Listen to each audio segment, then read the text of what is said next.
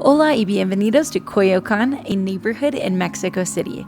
We're MADison and iVEN, and today's Mad Adventure is experiencing the official Day of the Dead. We will be heading to the town of Mixquic, which we've heard is one of the most special and meaningful places to experience the holiday. It has the cemetery that the Pixar movie Coco is based on, and we've just heard it's going to be absolutely incredible.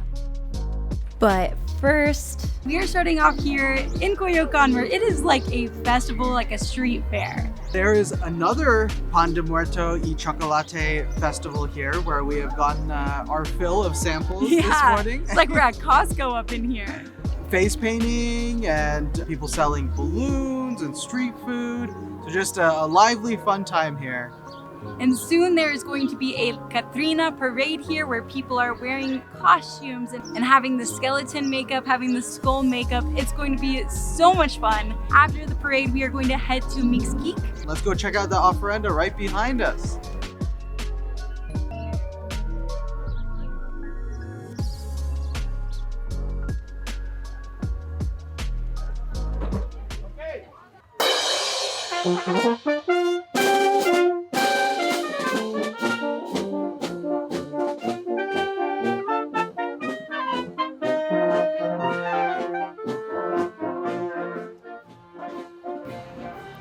I did not realize what a special place Coyoacan would be.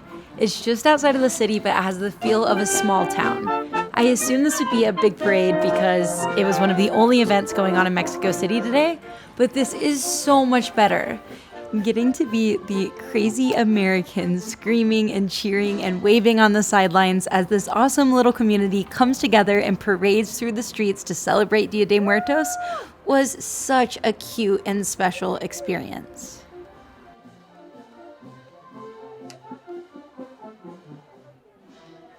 And now for what could either be one of the most incredible experiences of our life or a 4-hour waste of time. We are catching a 2-hour Uber to Mixquic, which has me really nervous because the only info I could find online basically just says go to the cemetery, with no info on if they're actually letting people in right now or if we're just going to feel like we're intruding on this uniquely vulnerable holiday. There's a lot up in the air, and this could potentially be a 4-hour round-trip car ride with nothing in between. First impressions, this place seems super welcoming, super festive, and very fun. I don't think this will have been a waste of time. I think this is going to be one of the most special things we have ever experienced. But first stop after that 2-hour car ride is a restaurant that has a bathroom.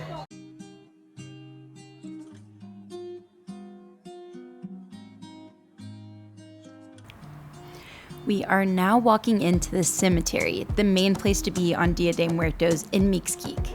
During the day, families come and decorate the graves of their loved ones with flowers, mostly marigolds, which are said to guide the spirits with their brightness and their smell. The favorite food and drinks of those that have passed and candles are also placed on the graves, and each grave is decorated in its own unique way. Just as every person that's being remembered is unique. It is so incredibly, breathtakingly beautiful to see. The main event is actually going to be in the evening when the decorating is done and families come back, light candles, and spend time celebrating and remembering the lives of their loved ones.